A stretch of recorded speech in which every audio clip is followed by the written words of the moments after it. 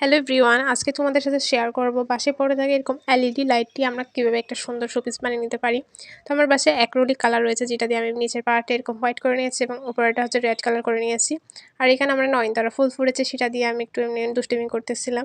সেটাও কিন্তু অনেক সুন্দর হয়েছে, তাই না? আর এখানে পারফিউমের উপরে ঢাকনা দিয়ে আমি গোল গোল সাদা অংশ দেওয়ার জন্য দেখতেছিলাম।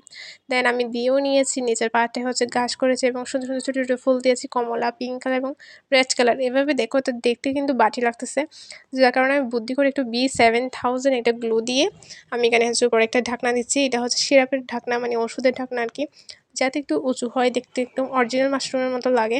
তো দেখি আমরা দিয়ে দেখি কেমন লাগে, তোমরাও দেখো কেমন লাগতেছে।